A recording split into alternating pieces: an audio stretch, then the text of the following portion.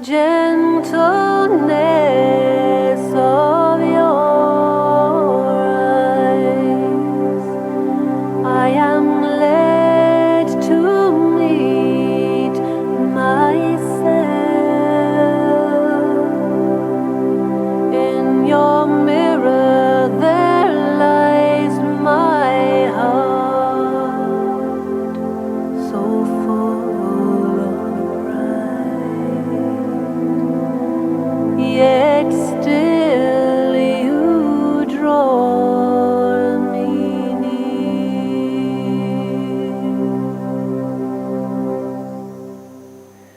Over darkest hills of fear I have traveled. So long have I searched for your ever silent song, for the beauty. So long have I yearned for the one who knows the secrets of my broken heart. Now you're here with me, loving.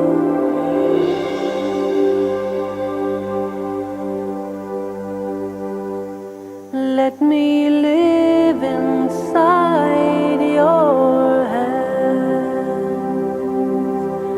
for now. The world is lost to me. Let me live inside your heart for now.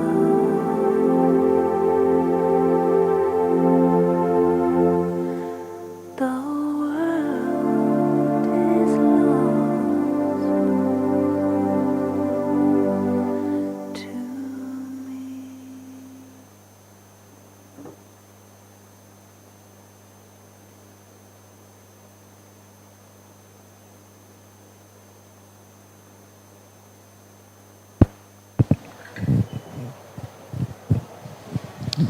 So, Om Shanti everyone, and welcome to today's wonderful class and presentation.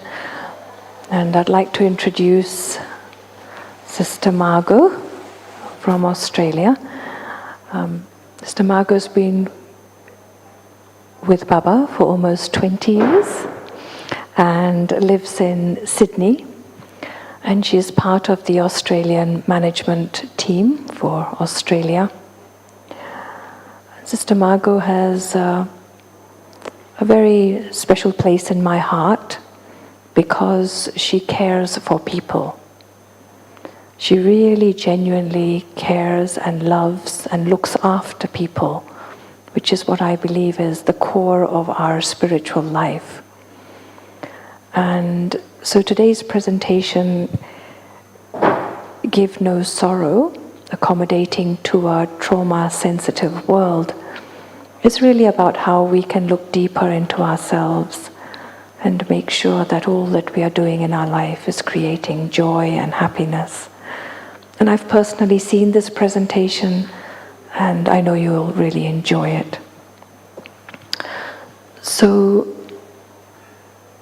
Sister Margot will begin, and we'll have some time for question and answers after she finishes her class.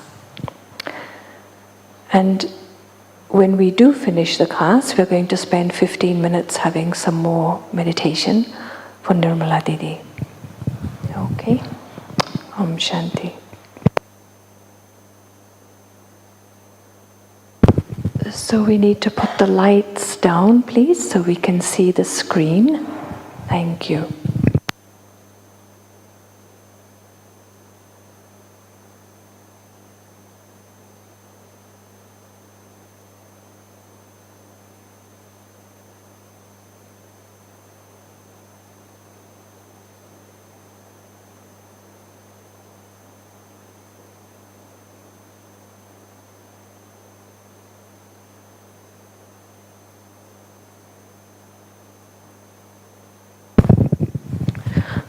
So while we're getting the mic organized, there is a phone and a mask that were found in this bag in Dadi's cottage. Seems like it belongs to somebody who speaks English. So if you know anyone who has lost a phone, can you come and let myself or Brother Shubham, who looks after the stage, know? Thank you.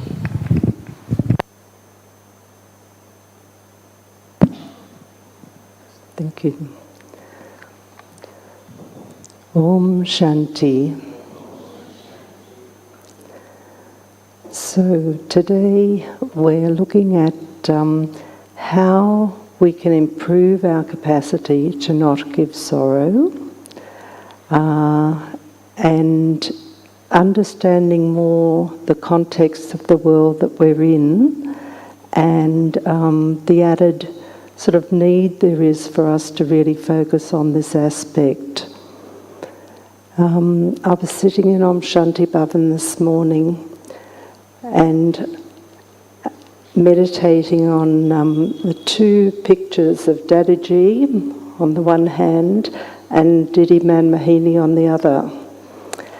And it really struck me that, Daddy's face just really conveys that benevolent, merciful, loveful vision on everyone, which is so critical in, ensuring that we don't give sorrow. And Didi Manmohini, on the other hand, had just that real vision of clarity,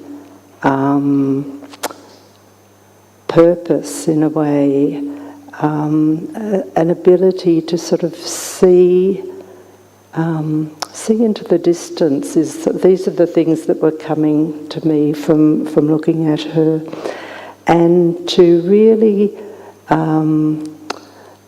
sort of be able to discriminate what is needed in a particular context. And this is a really core quality, I think, or power that we need at this time, to really understand what the needs of the time are and what the needs of a particular soul in a particular situation is. And I was thinking that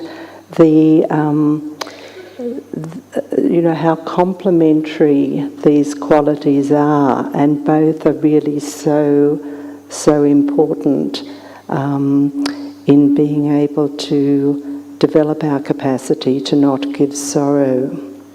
So what does Baba say about this? Mainly, I actually did a bit of a early search because I had the impression that Baba talks a lot about not taking sorrow, but not so much about not giving sorrow, and the search sort of confirmed that. But the things that he did say about it are very powerful. Your business is to remove everyone's sorrow, and if you cause sorrow for anyone, then who would say that you are children of the remover of sorrow and the bestower of happiness? And our role is to be merciful and to uplift those in sorrow. Whereas sometimes we can, through being sort of unaware, or through being in teacher mode rather than merciful soul mode, we can actually add to the sorrow that they are experiencing. So how do we uplift those in sorrow? One other important thing Baba says was, to cause sorrow for others means to cause sorrow for yourself. And that when you cause sorrow for someone, it means you are spoiling your own register. So you're doing two things. You're spoiling, you're adding to their sorrow, and you're also spoiling your own register. So then I was thinking, Baba gives us so many methods for not giving sorrow. Yet somehow many of us find ourselves in situations where it still happens. We may feel there's no intention to cause sorrow, but the outcome is that someone has taken sorrow. So what are the many methods that Baba gives us? Some of them, all of these things add to our capacity to not give sorrow. If we are really pure in thought, intention, action, vision on the other and so on, if we have that pure soul-conscious vision, if we're in remembrance of Baba, if we have a benevolent and merciful attitude, if we stop and feel the pulse before responding so that we can target our response to that pulse that we are feeling, speaking softly and sweetly, because often when we are causing sorrow, maybe our voice is raised, maybe we're angry, maybe we're frustrated, and it will often come out in the quality of our voice. We need respect for others and the harmonizing of sanskaras. Sister Jandy was talking about this dance of harmonizing sanskaras, and which really involves that process of assessing the other person as well. So if we're dancing with someone and they lead with one foot, we might have been expecting the other one, but they lead with they surprise us. We have to be able to respond to that. We have to adapt. And we have to move smoothly. So this is just a sort of a nice, analogy for what it takes when dealing with other souls. We also, although we know all these things, we're not perfect, right? So we're still going to make mistakes. We're still going to unintentionally hurt. On top of that, we've been talking more about what's happening in wider society. There's a real sense of increasing disasters, an increase in violence, trauma, bullying, abusive relationships. All of these things seem to be on the rise. There's misuse of power evident in all aspects of life, whether it's business, politics, religion, community organisations, and so on. And of course, within religious groups, within spiritual groups, there's the potential for spiritual abuse. And what do we mean by that? Spiritual abuse is any misuse. Someone who has a position in a spiritual organisation has a certain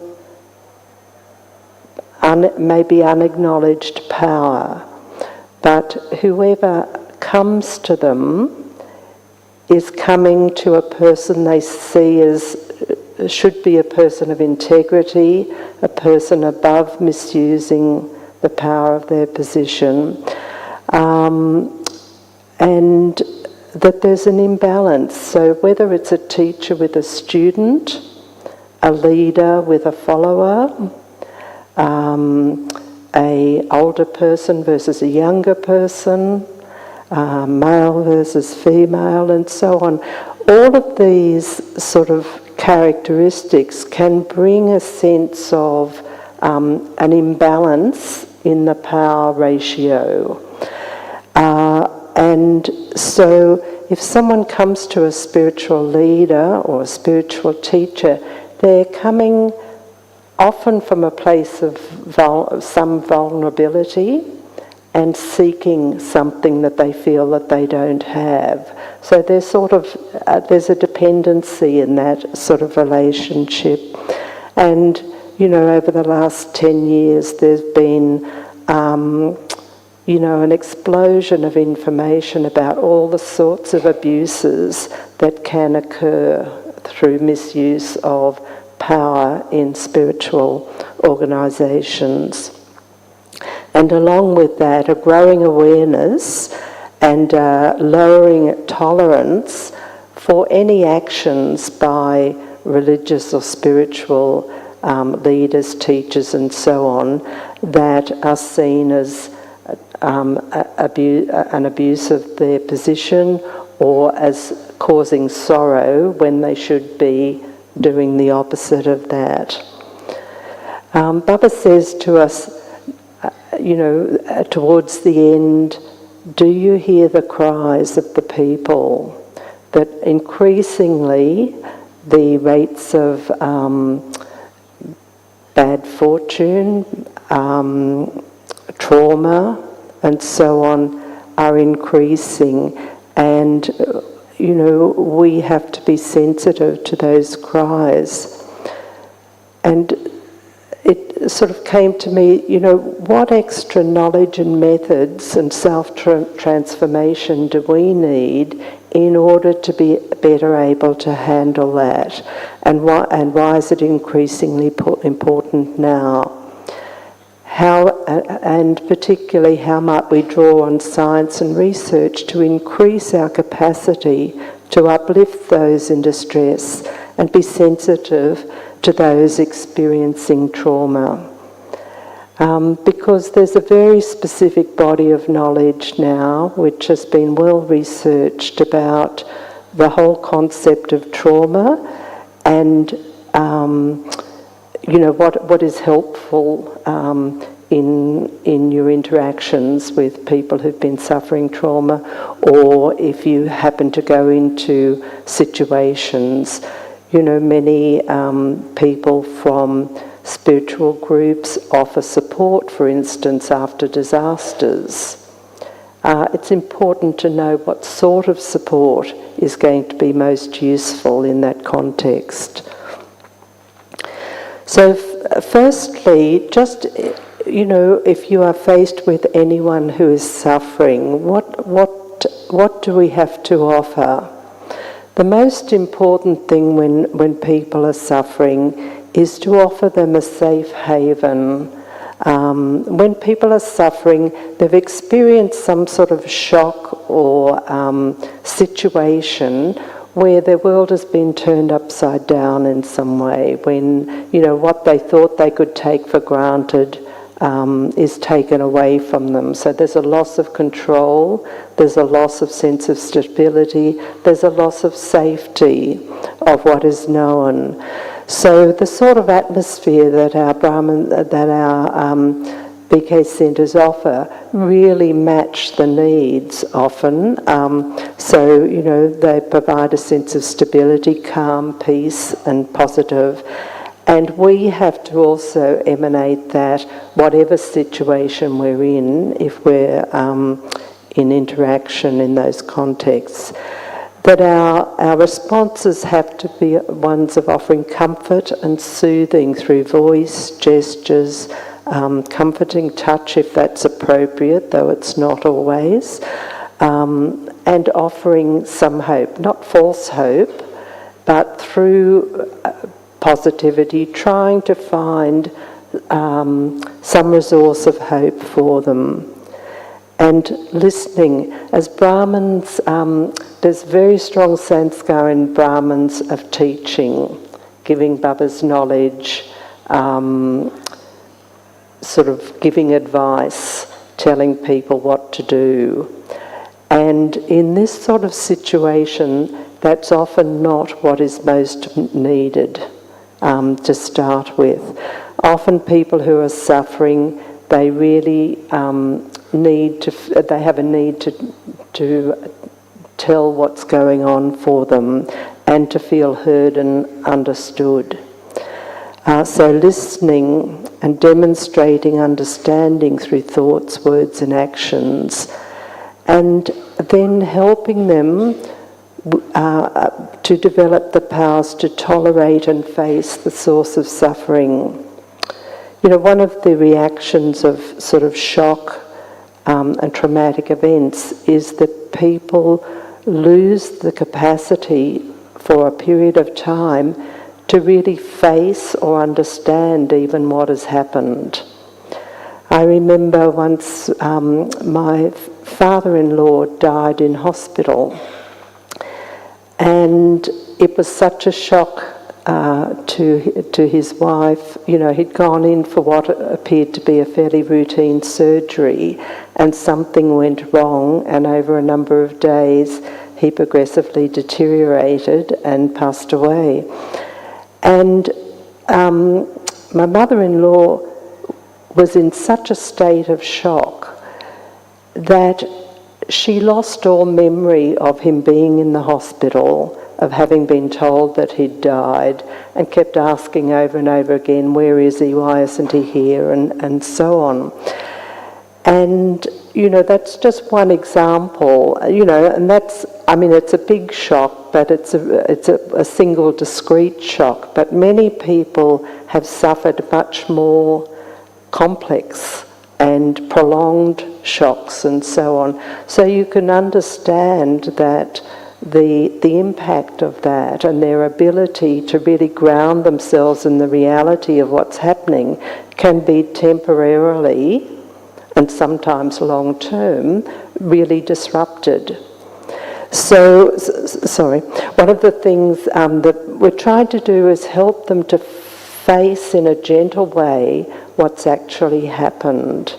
And this might be through gently reminding them, yes, you know, it's so hard to believe that this has happened, and to sort of naming it repeatedly often to allow them to really start to absorb the information in a grounded way, and helping them learn to tolerate it through the way that we interact with them, the way that we support them, the way that we care for them, and to offer that sort of safe haven, that gentle support and facing of the situation until they can come to terms with managing that,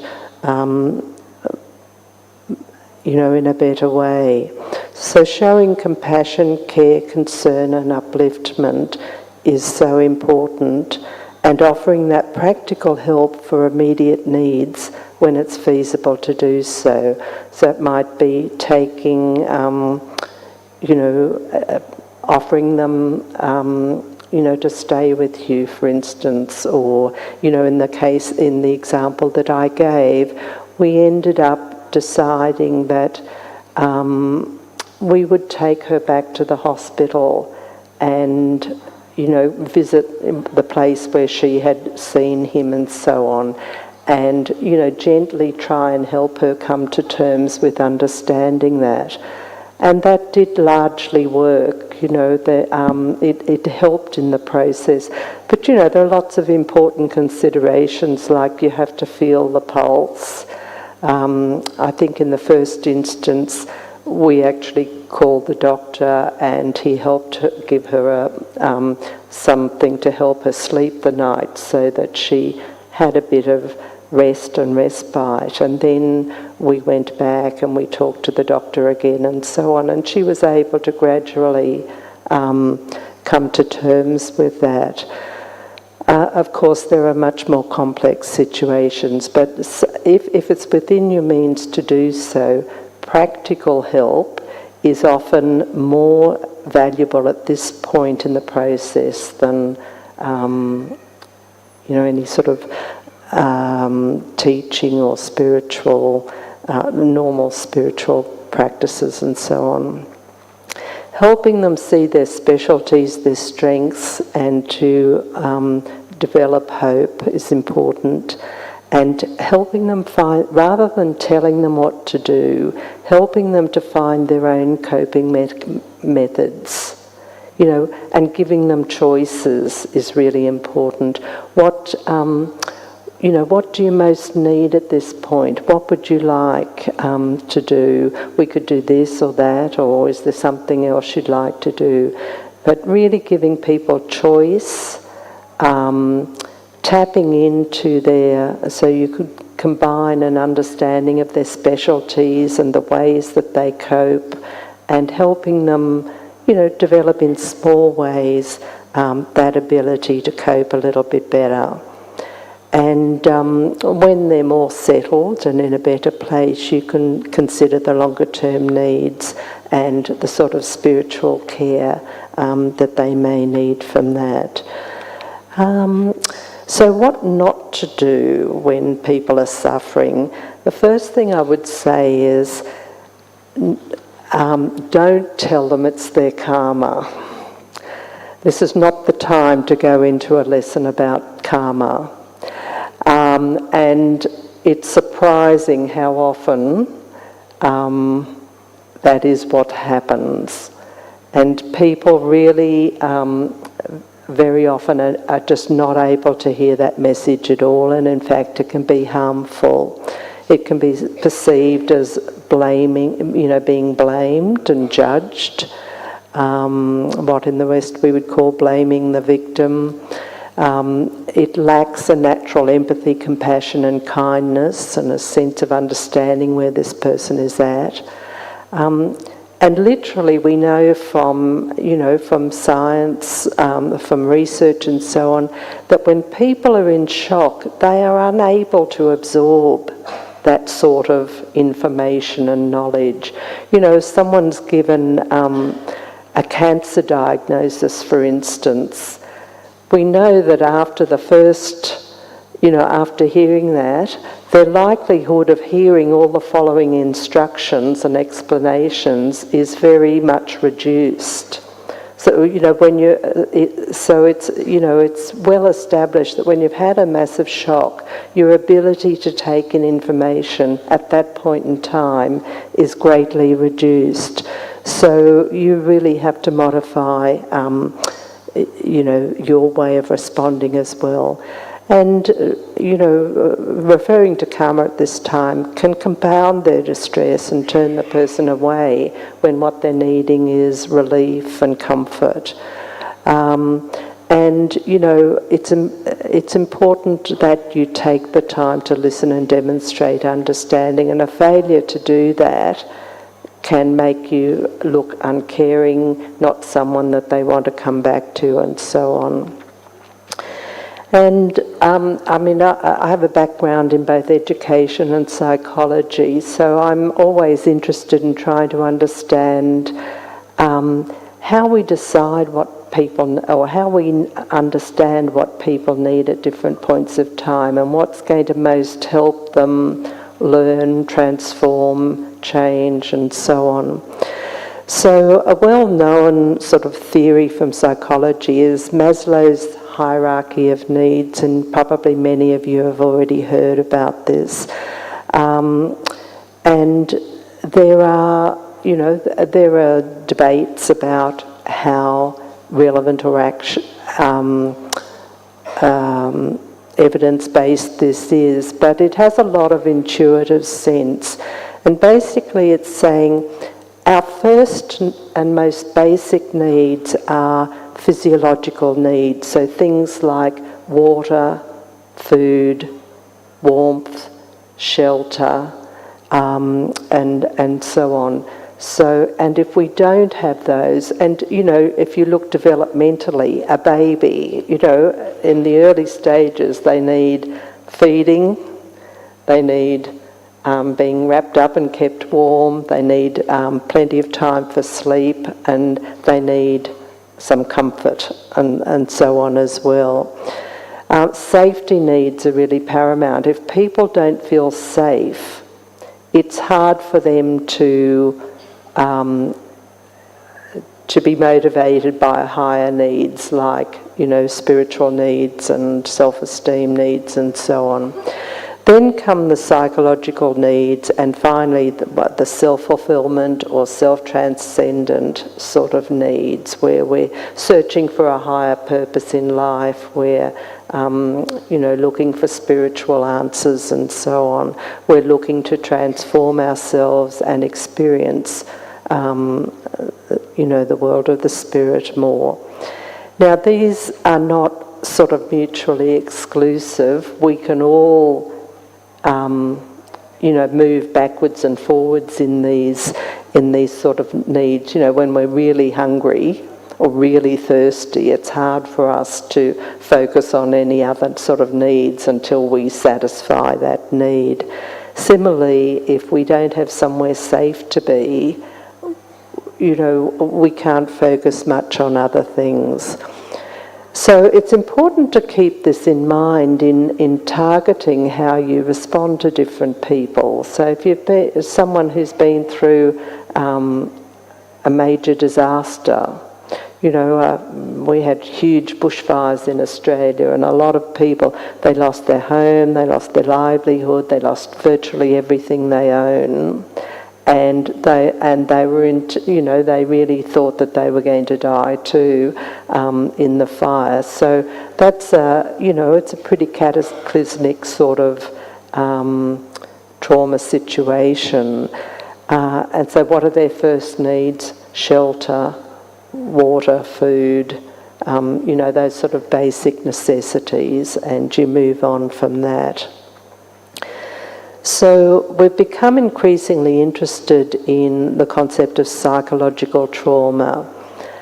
This was first identified after the First World War, when lots of soldiers came back with what was termed then shell shock, where they were so psychologically traumatised by the experiences they'd had in the war that they often lost the ability to speak, to think clearly, and to function on many levels. And some never overcame that. Others needed prolonged periods of care in sort of very peaceful and supportive environments. And now we recognise that there are those sorts of massive insults to the body and mind can occur in all sorts of ways. But a trauma basically is a shock to either the body or the spirit. And psychological trauma is an emotional response to a terrible event or threatening experience. And one of the characteristics is that often the cause and one's response to it involves a sense of shame and stigma, which makes it very, so soldiers coming back from war, the horrors that they have seen, the things maybe even that they have done, there's so much shame and guilt and complex emotions around that and just the sheer horror of it makes it very difficult. So I know, many people who come back from war find it very difficult to talk about what they've experienced. And not being able to talk about it maybe enables them to function to a certain level, but it also cuts them off. It means they can't be fully engaged in life. So trauma is about, it's not only what happens to you, but it's how you and your nervous system responds to that. So two people can have exactly the same experience, but respond in very different ways. And one may come away traumatised and another not. And that's to do with sanskaras, personality, prior experiences, and so on. There are all sorts of abuses. We're learning much more about the sort of interpersonal, what we call interpersonal abuses which lead to trauma. So childhood abuse, domestic violence, aged abuse, harassment, bullying, coercion, spiritual abuse, and even being a witness of trauma and abuse, or a witness of major disasters and accidents and so on, just seeing the horror of it, after watching some of these horrific incidents on the television, people can feel traumatised, or by, looking at a lot of the photos of traumatic events can lead to a certain level of trauma. But children in particular are very sensitive to this. If parents are in a lot of conflict, or there's, alcohol problems in the family, there's physical violence, there's a lot of shouting and conflict. All of these, which are witnessed by children, can be traumatising to the child. The child can internalise that and cope in certain ways with it, but they sort of carry that with them into adulthood, and it can affect the quality of their relationships later on and their emotional experiences. And there are levels of, there are different types of trauma and levels of severity of it. So acute trauma is a single stressful or dangerous event. So a bushfire incident or a major accident or one experience of violence and so on.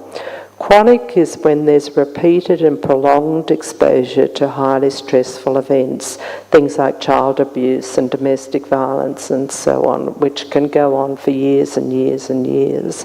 And one never knows. There's that sense of, being on, anticipating it all the time. One never knows when it's going to erupt. So even when things are calm, you can be hyper-vigilant, on alert, because you don't know if you say a particular thing or you do a particular thing, it might start that up again. Complex trauma is a result of multiple traumatic events. So some people, and I guess war would be a good example of this, or people who've been maybe through many relationships or a number of relationships where this has been the case. It's complex because each experience builds on the other, and each experience diminishes in a way one's capacity to fully adapt to the next one. You get set in certain sorts of survival patterns that help you cope in the short term, but in the long term it may have a negative effect. And vicarious trauma, which is what the witnessing I talked about before, so resulting from close contact with someone who's experienced a traumatic event.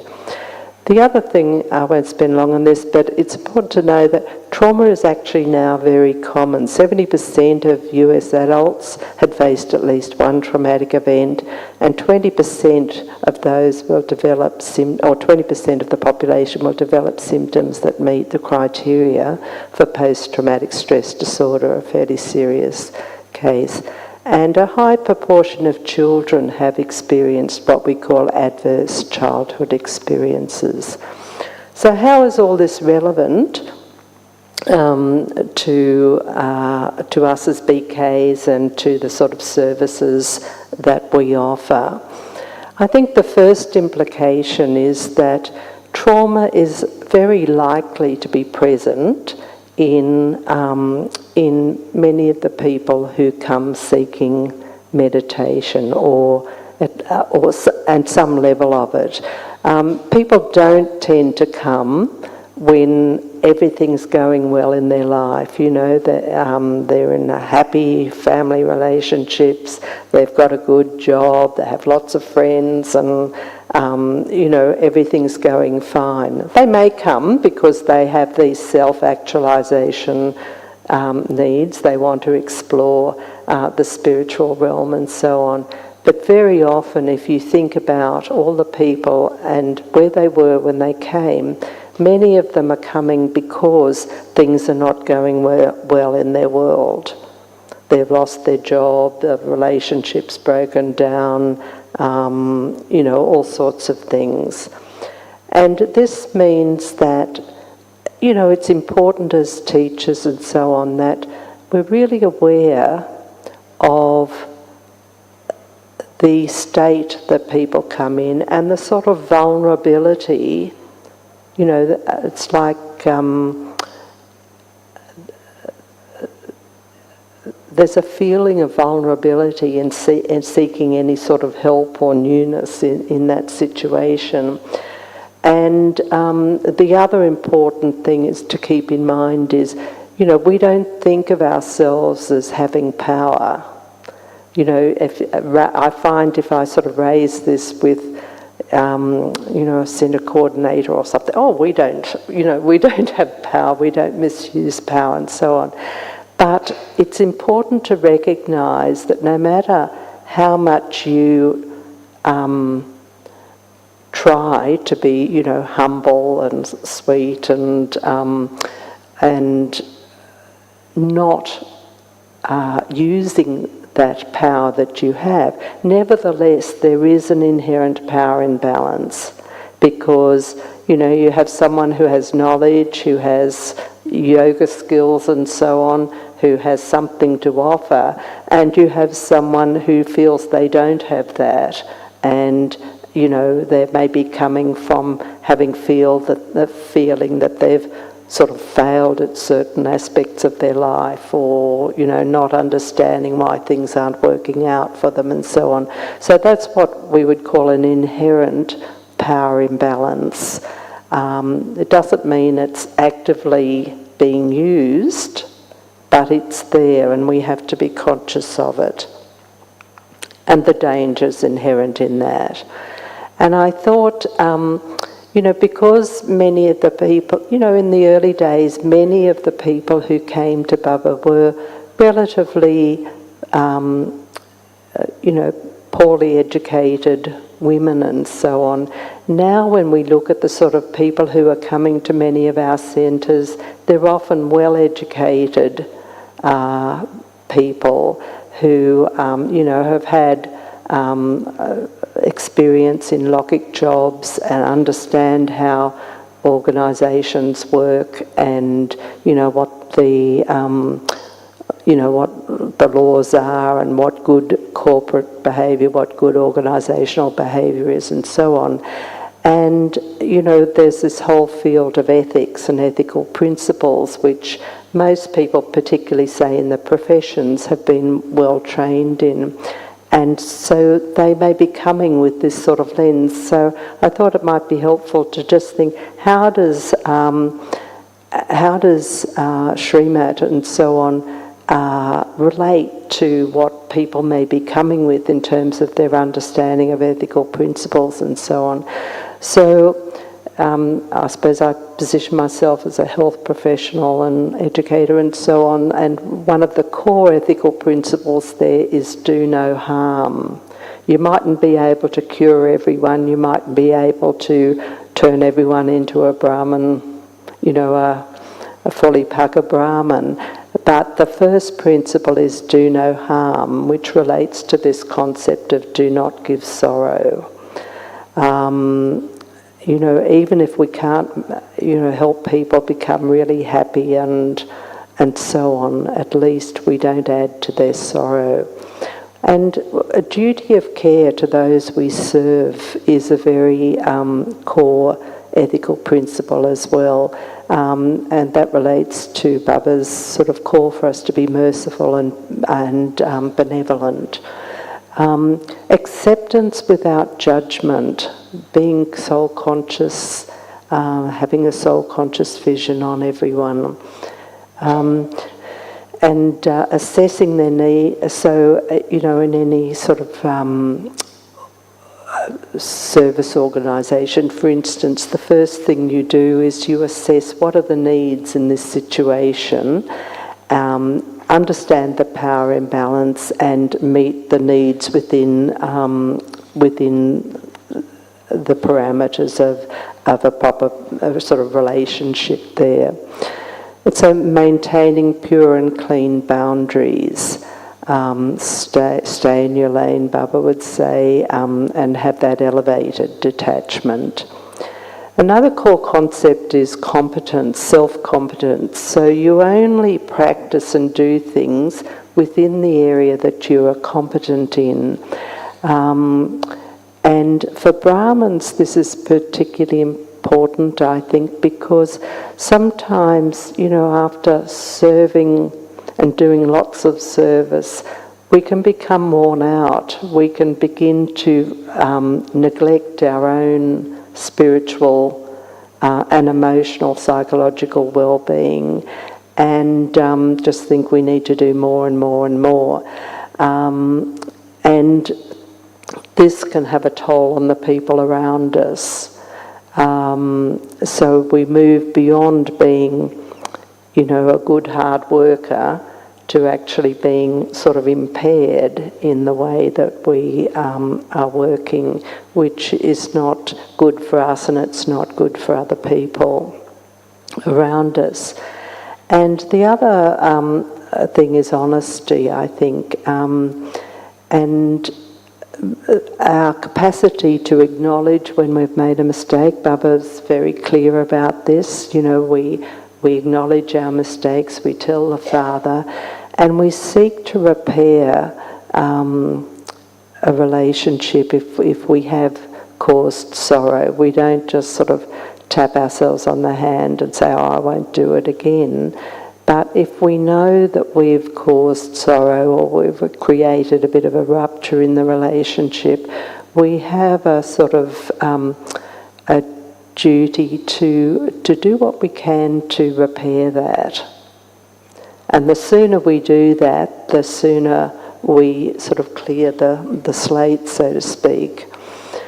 And now I want to talk about, so I'm moving much more into thinking about this from an organisational perspective and how we try and ensure that what we're offering fits within, I suppose, societal norms of the way that we should in terms of the current context.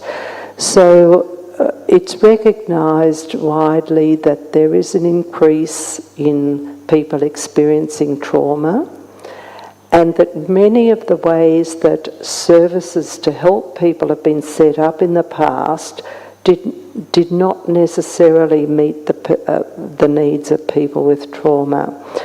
And I wonder, to what extent that may be true of the way that we offer spiritual services as well.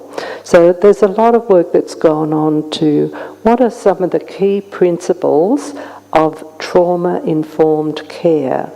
And we could say, well, it would be good if our centres and so on were also able to be aware of what's good practice to help us ensure that we provide the best possible support for people who may be coming with some experience of trauma, and that we are aware of it. So the first thing obviously is being aware of trauma and the signs of trauma and the impact of trauma and how that may affect their learning experience, their ability to meditate.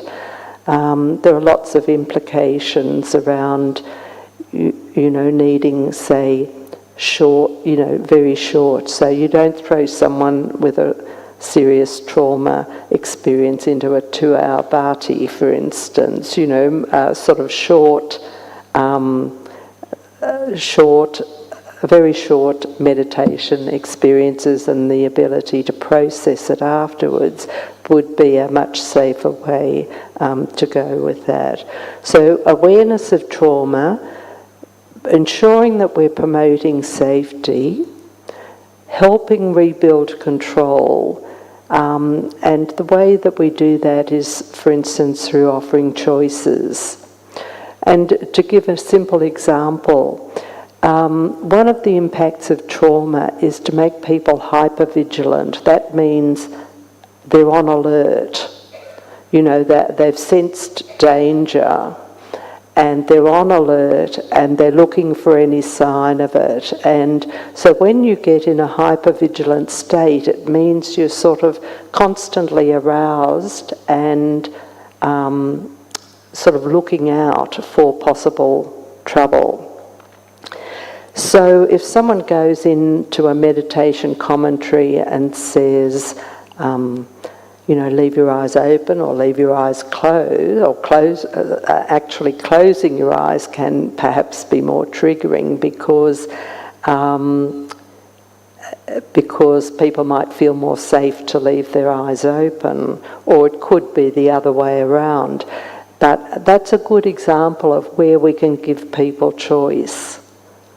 So we can say, it's our usual practice to meditate with our eyes open, but if you feel more comfortable to do it with eyes closed, you can do that too, so that you're giving people choice. And there are many ways in the meditation commentaries to think about ways that instead of directing people on how to do everything, you're giving suggestions rather than directions, and you're giving them some alternatives. Another one that might be triggering is, sometimes people say something like, go back to a safe place, when you were a child or something. Well, there may be some people who never felt safe when they were a child. And that can be a triggering thing. So you need to think carefully about the sort of suggestions that you make in a meditation commentary if you know that, or if you sense that there may be people who've experienced a certain level of trauma. Promoting connection. Often when people are traumatised, they get disconnected from their usual sources of support and so on, and promoting connection is important. So ensuring that people talk to them and, have good interactions and so on. Focusing on their strengths and helping them believe in recovery. One of the things about trauma is that people can become a bit hopeless because of the loss of control, the unpredictable nature of what they've experienced.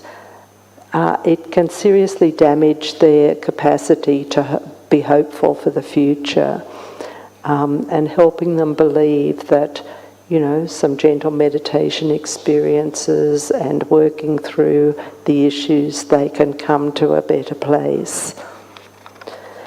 I'm going to jump over those couple.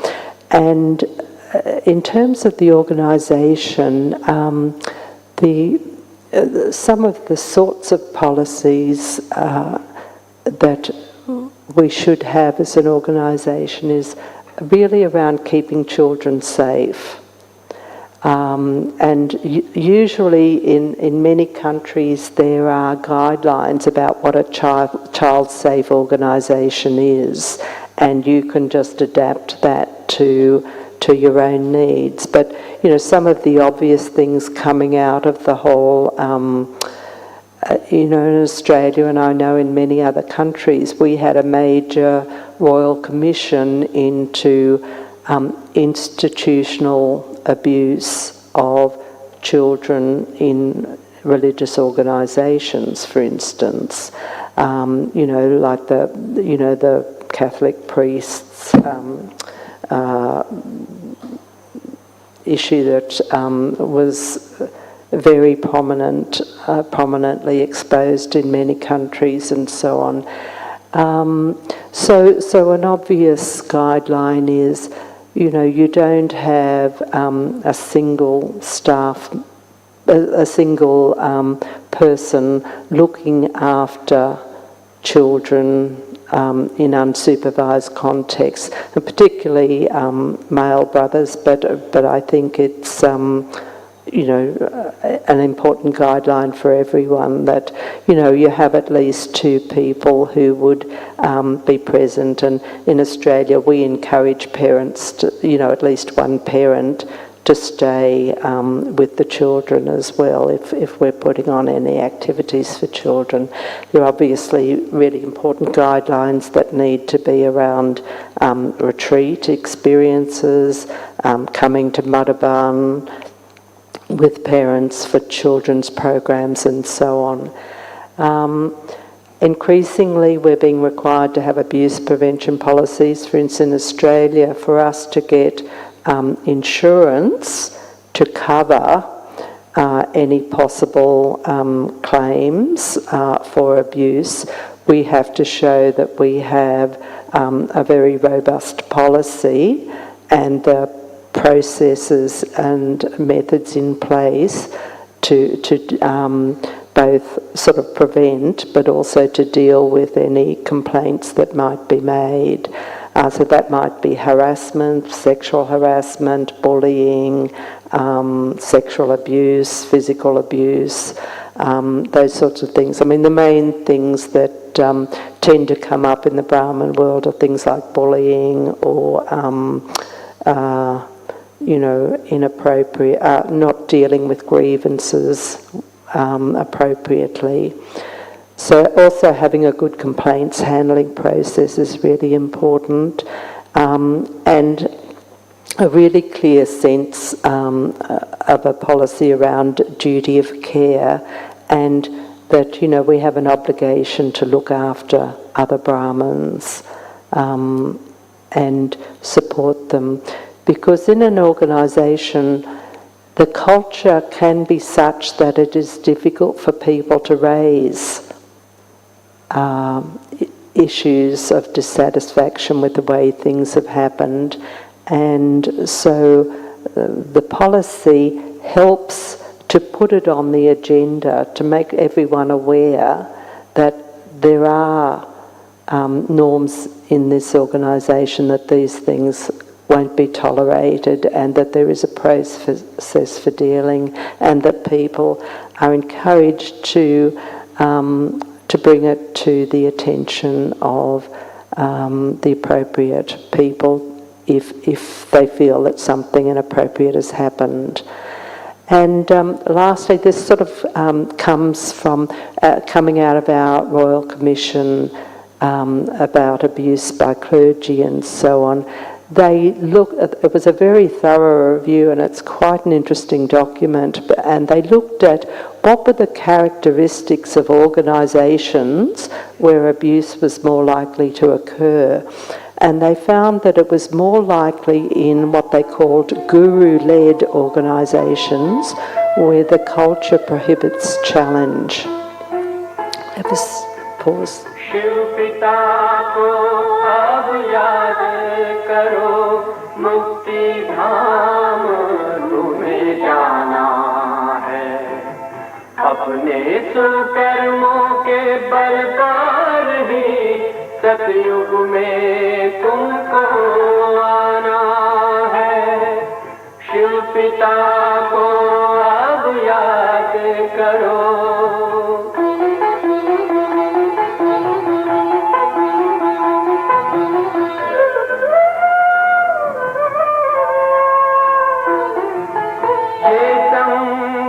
का स्वर्णिम युग है, शिव पिता फिर से आया है। ब्रह्मामुख से शिव बाबा ने वही गीता ज्ञान सुनाया है। कलयुग का अंत अब आया है, विकराल विनाश खड़ा आगे। अब हम सबका शिव पिता ने बतलाया है। शिव पिता को अब याद करो।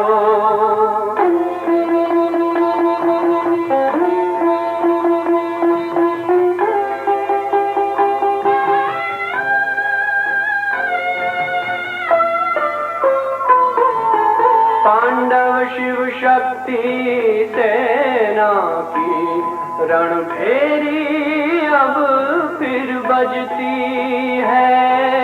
शिव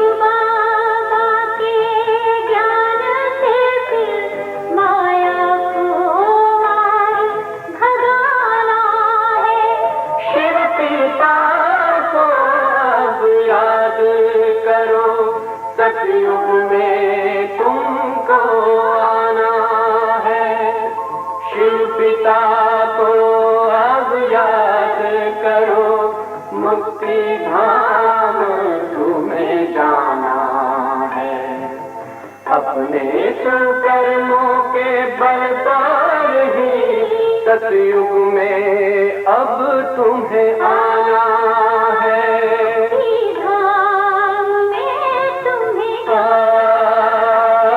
सतयुग में अब तुम्हें आना है। तुम्हें गाना है।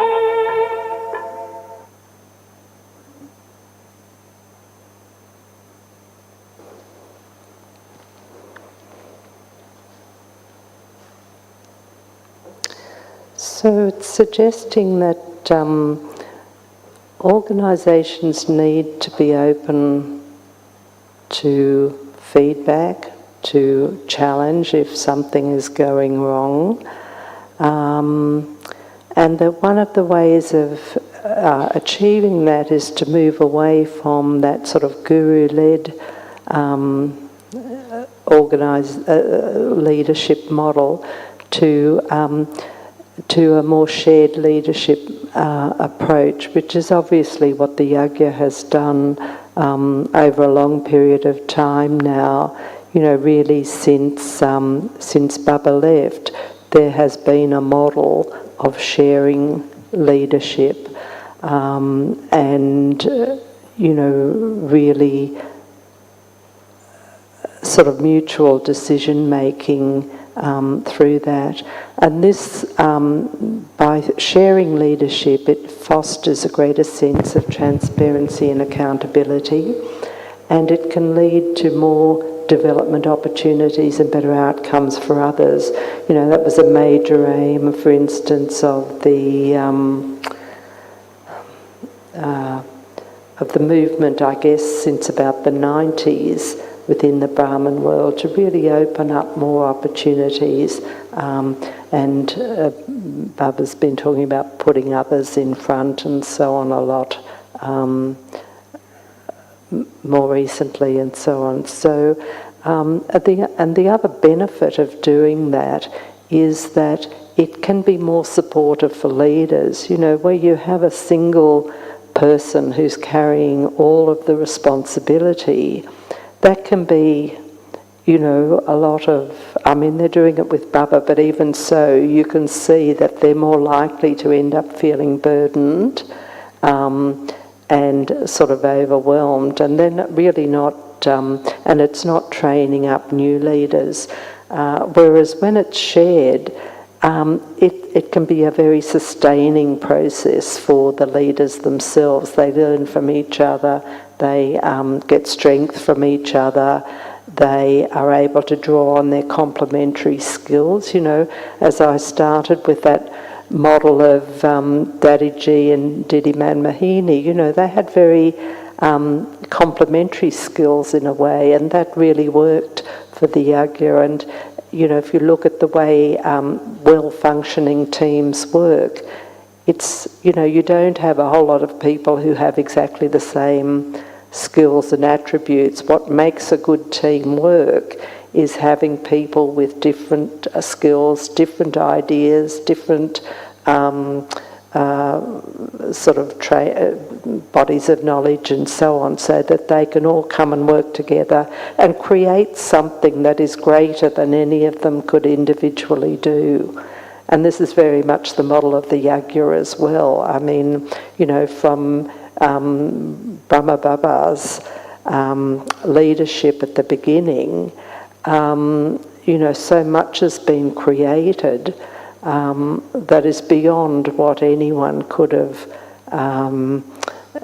accomplished or predicted, and, you know, is a constant sort of wonder. So I've pretty much finished there. I'll just present one resource that was developed in Australia. Was a series of 3 meditation commentaries by Carmen Warrington. Some of you may be aware she's produced a lot of meditation commentaries that are available on various websites and so on. But it was a project to support an atmosphere of peace and stillness for people affected by natural and man-made emergencies, and to help people centre and ground themselves and return to a state of calm through gentle music, guided meditation and silence.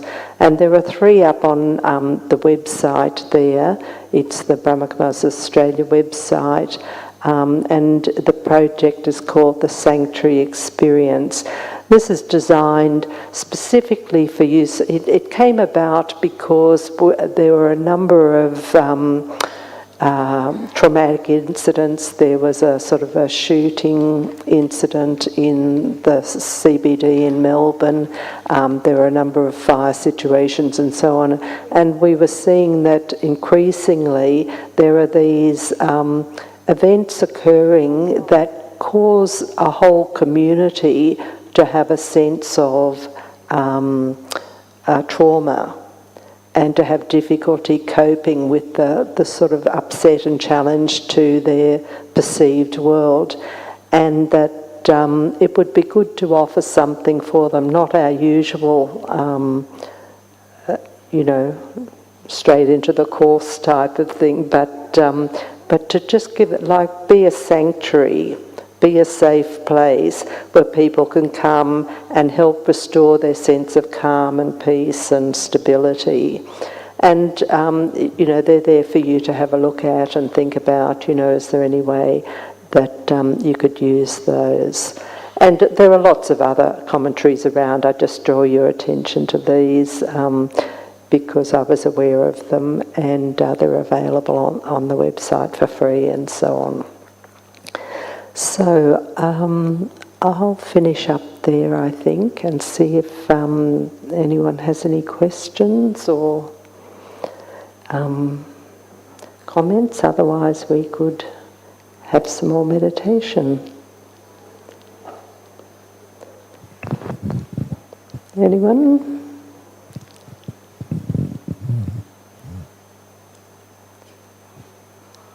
Okay.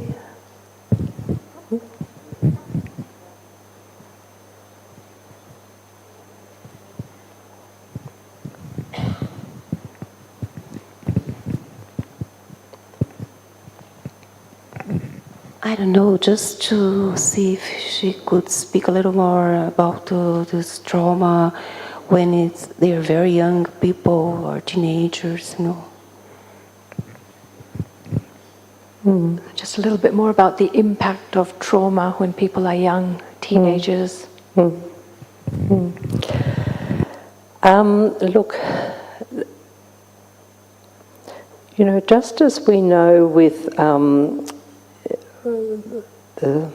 our understanding of sanskaras and so on get recorded in, everything that happens to us is basically recorded and becomes part of our soul history, if you like.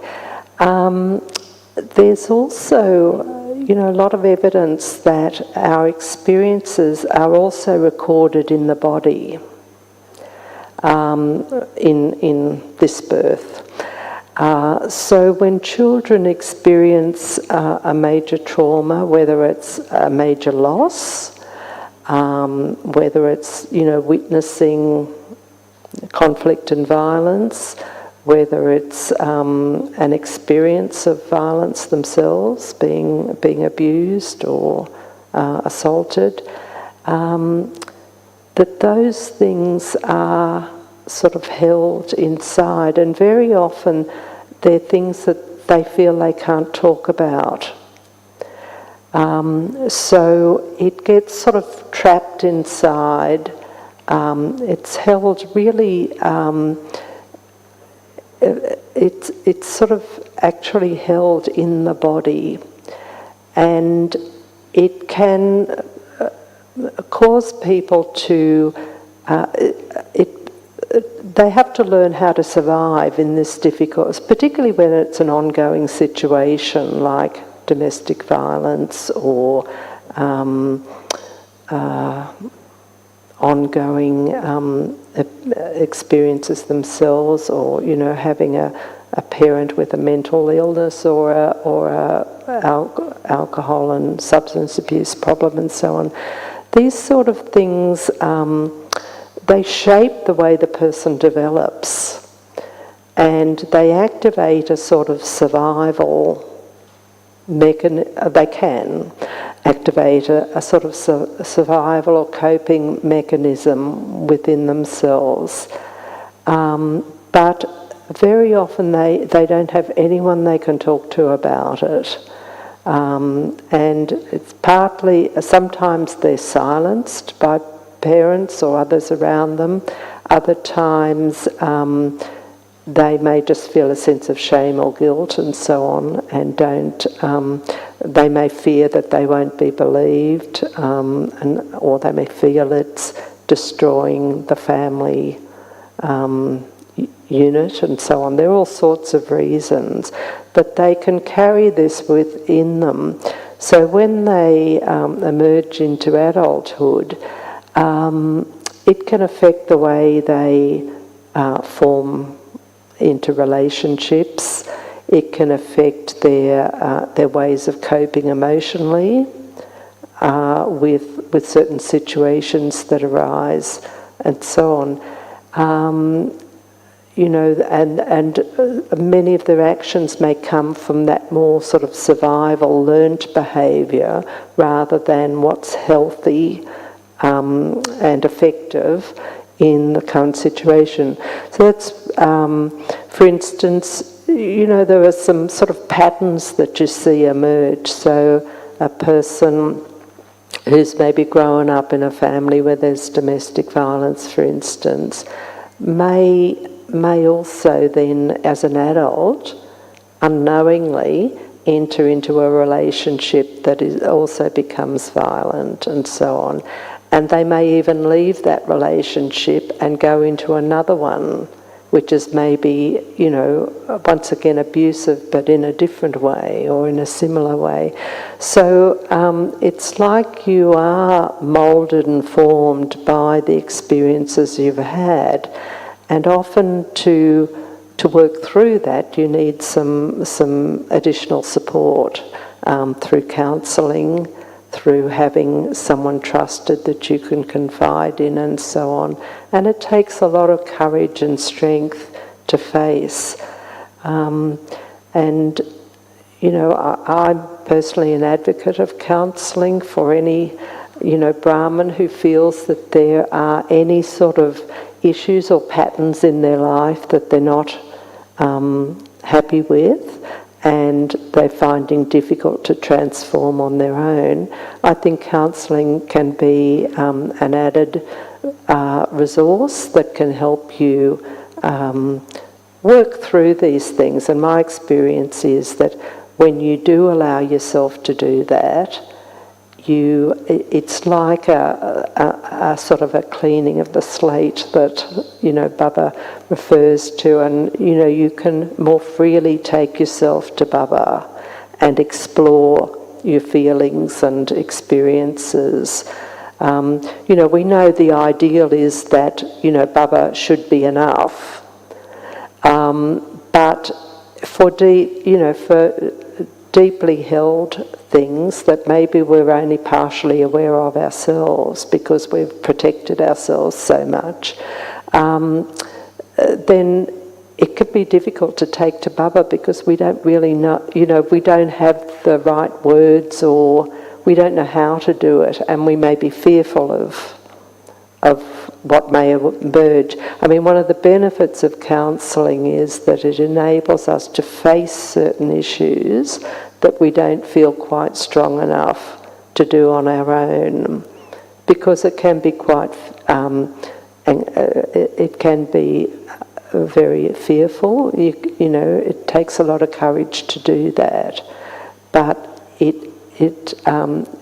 it's engaged in properly with a good therapist, you inevitably come out much stronger and clearer, and it can provide.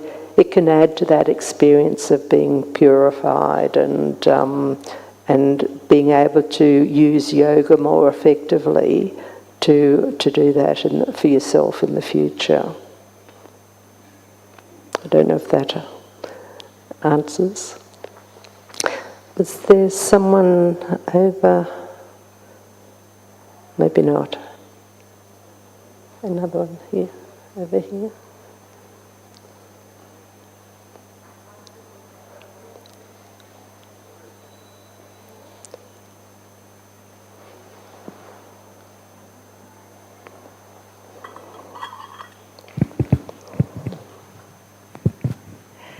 Thank you for your presentation. It's really worthwhile and I think also very important for all of us. But I cannot write so fast, so I just want to ask you if anything we can read, or some important points we have to take care for.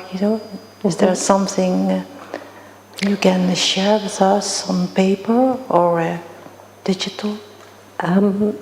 Look, I'm happy to make the presentation available to you, and maybe one of the things I could do is, I don't have something else on hand, but I could put together a few references or things that could be read. If people are really interested, I was just thinking, if people are really interested in the impact of trauma, there are two very good books that have been quite influential in the field. One's called The Body Remembers. The Body Remembers. And another one is called The Body Keeps Score.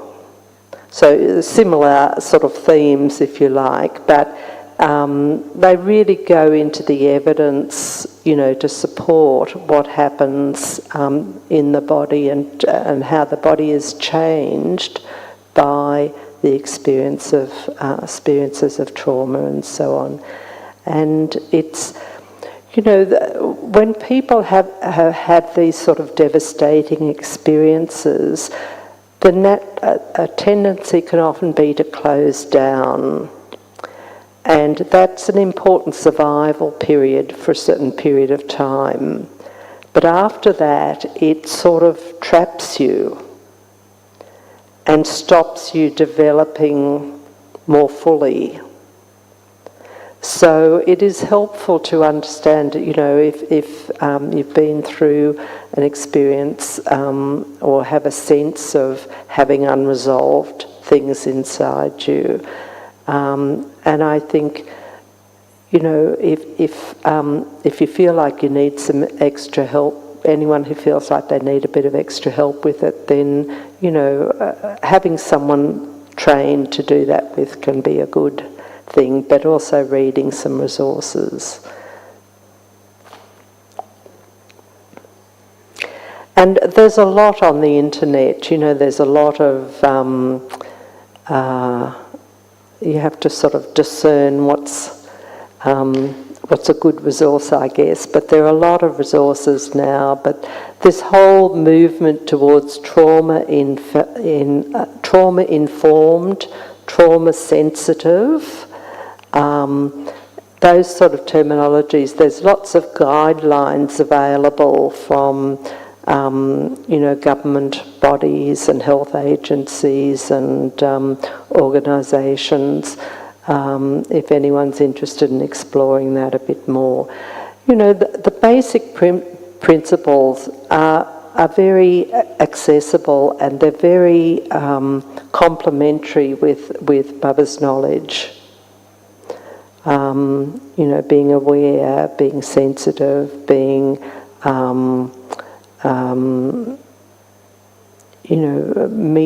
meeting the needs of the other and so on. The principles, I think, are very consistent. It's not like it's an alternative approach, but I think adding in the awareness of what trauma is, what it does. I remember I had an experience once. I was spending an extended period of time in a centre in another country, and it was sort of Amrit Vela, and a visitor came in and sat down, and was sort of, they couldn't sit still for even like 2 minutes. They were twitching and moving and big sighs, and, it was really sort of startling to me, that someone would come to Amat Vela like that, and I found myself having some waste thoughts and so on. And afterwards, I was really, part of me knew that, there must, this person is really struggling and so on.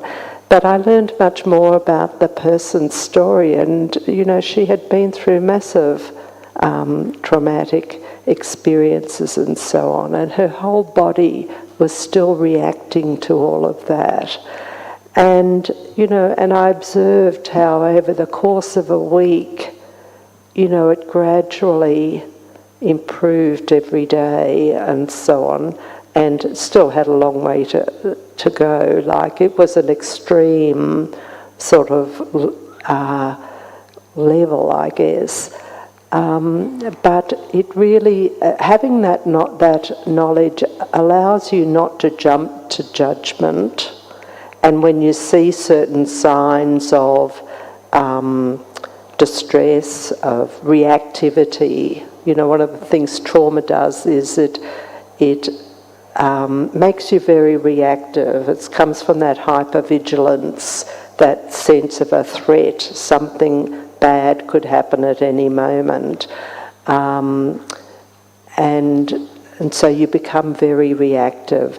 And there's a whole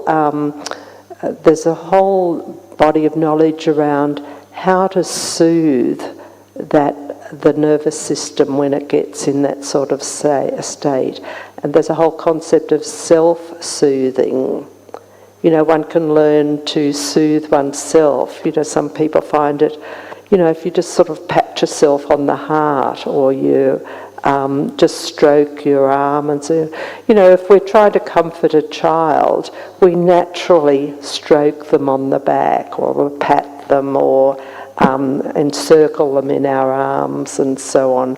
So all the sort of things you would do to comfort a child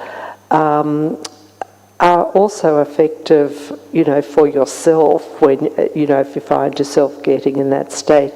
I remember once I was extremely distressed about something, and I went to talk to someone, and I just found this was before I even had this sort of knowledge of the self-soothing stuff and so on, but I just found myself continually bringing my hand up to my heart and almost sort of like just comforting myself in that way.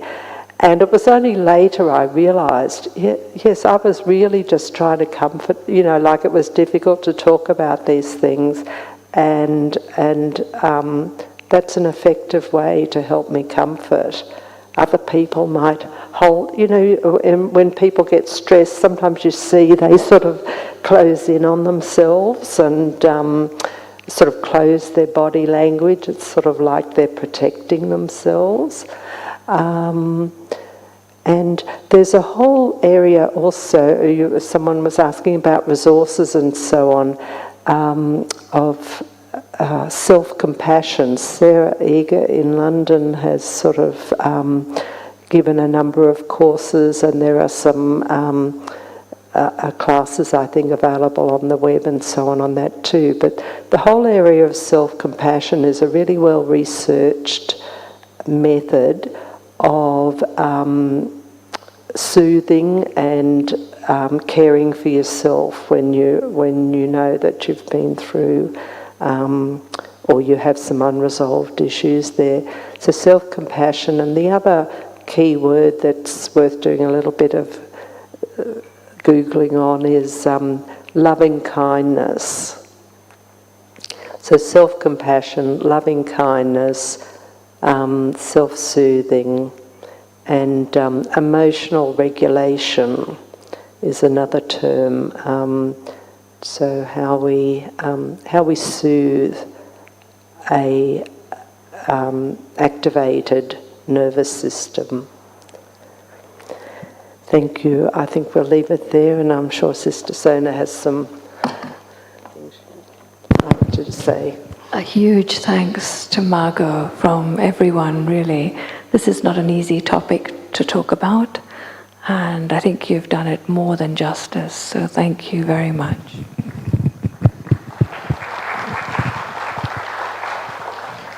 Margot's background, both her academic and her work background, are what make her so knowledgeable about this topic, and so if anybody needs to know more personally, privately, I'm sure should be available to talk to you. Otherwise, I know some of you have to leave by the bus to go to Pandav Bhavan. I think maybe we can end with just 2 or 3 minutes of meditation for those who are staying. Yoga for Nirmala Didi.